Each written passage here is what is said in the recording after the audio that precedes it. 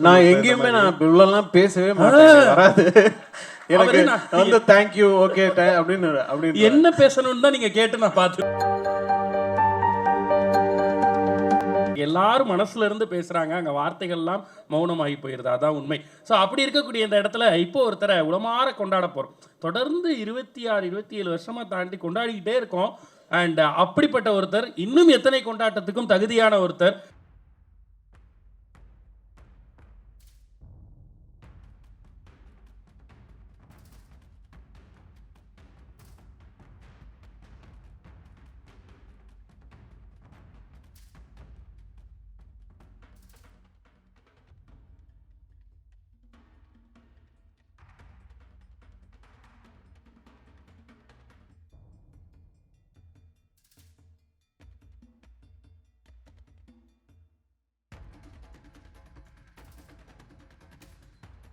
ஒரு 2 minutes நான் பேசிடுறேன்.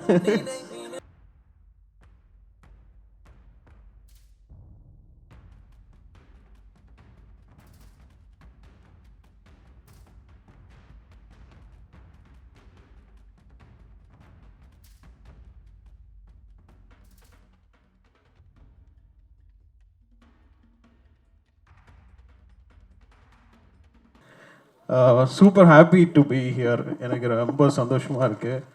ஏன்னா என்ன நிறையா பேசணும். ஏன்னா because from my childhood captain sir படம் பார்த்து தான் நான் லைக் எப்படி சொல்கிறது, அவங்க வந்து அந்த பூட்ஸ் பேண்ட்டு ஃபைட்டு அந்த மாதிரி தான் like it's like very inspiring person.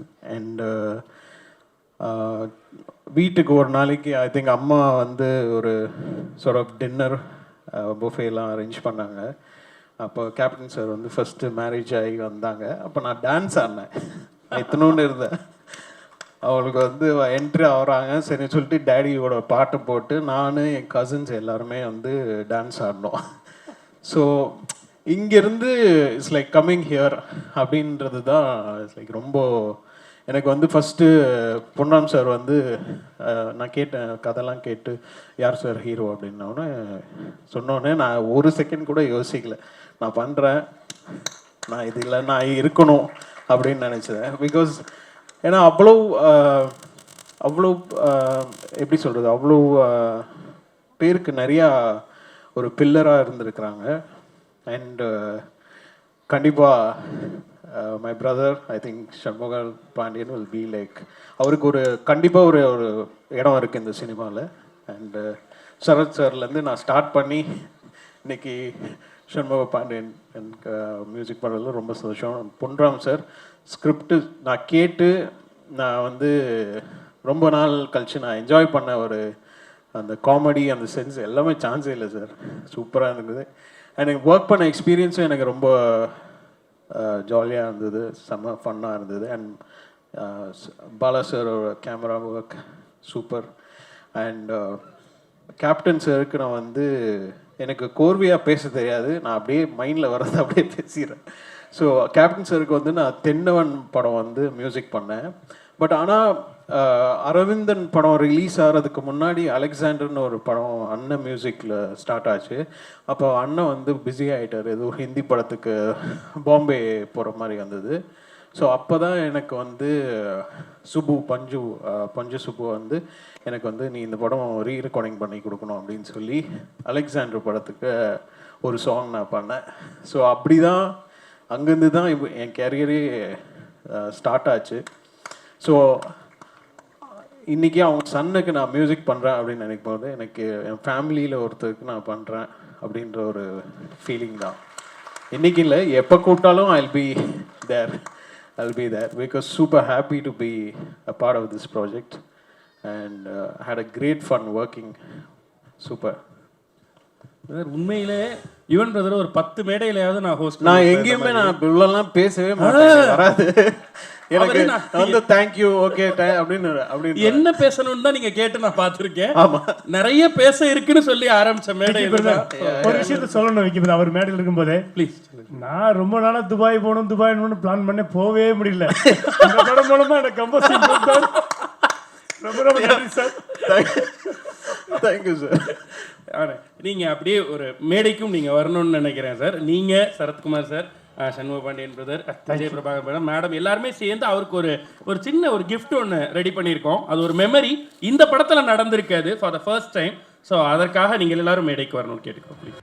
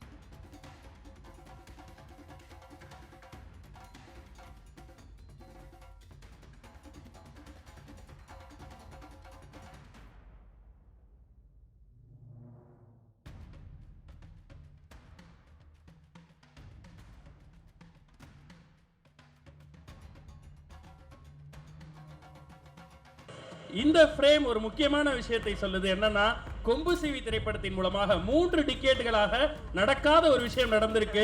இசை இளவரசர் யுவன் சங்கர் ராஜா அவர்கள் மியூசிக்ல அவரும் இசைஞானி ராகதேவன் மாஸ்ட்ரோ இளையராஜா சாரும் இணைந்து பாடியிருக்காங்க ஒரு பாடல் இந்த படத்துல, ஒரு அம்மா பாடல். ஸோ அப்படிப்பட்ட ஒரு மொமெண்ட் இத்தனை வருஷ கெரியர்ல இது இந்த படத்துக்கு அமையணும் அப்படின்றதும் கூட கேப்டன் சார்னுடைய விஷா தான் இருக்கும்னு நினைக்கிறேன்.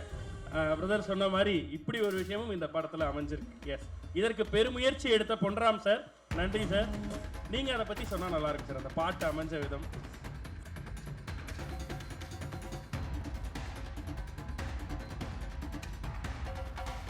இதுதான் அந்த தேனிசை தேனிசை அந்த குரல்ல வந்து என்னோட படத்துல எப்படியாவது பதிவு பண்ணணுங்கிறது தான் யுவன் சார்கிட்ட சர்ப்ரைஸாக சொல்லாமல் வச்சுருந்தேன்.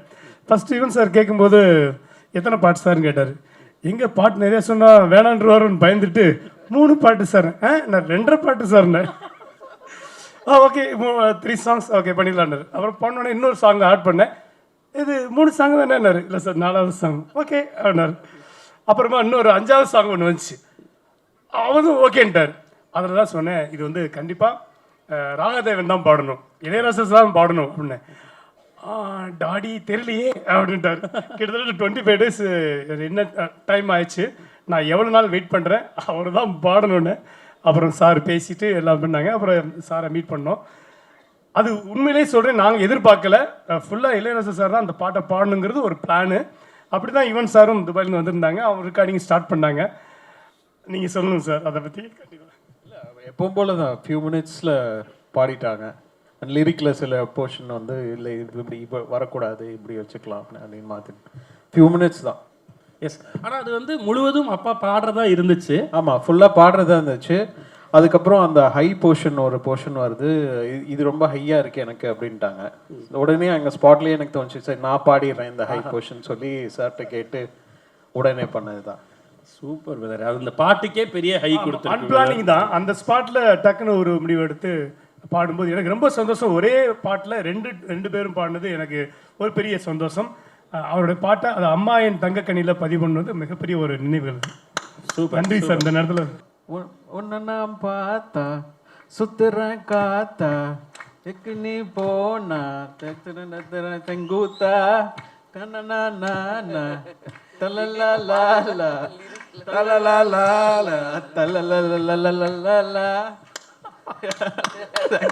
நீங்க ஃபர்ஸ்ட் படம் வந்து சுப்ரீம் சார் சரத்குமார் சார் பண்ண படம்.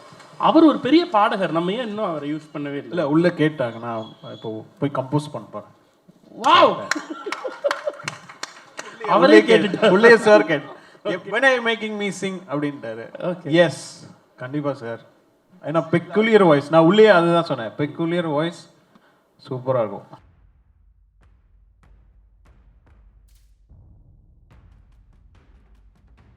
அனைவருக்கும் all the best. Thank you. நன்றி நன்றி.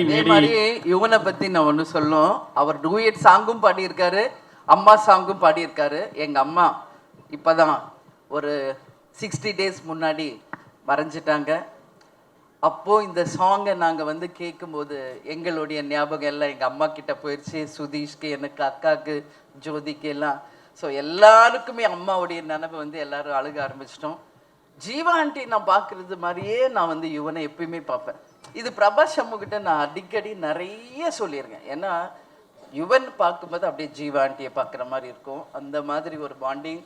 சண்முகா வந்து கேப்டன் மாதிரி ஒரு டெடிகேட்டடாக, ஒரு சின்சியராக, கட்டாயம் தமிழக மக்களுக்கும் சரி, ரசிகர்களுக்கும், நம் கழகத்தினருக்கும் என்னைக்கும் அவர் வந்து கேப்டனை மாதிரியே நிச்சயமாக மிக சிறந்த ஒரு நடிகராக வருவார். அதுக்கு உங்கள் எல்லாருடைய பிளெஸ்ஸிங்கும் வேணும் அப்படின்னு சொல்லி இந்த நேரத்தில் கேட்டுக்கிறேன்.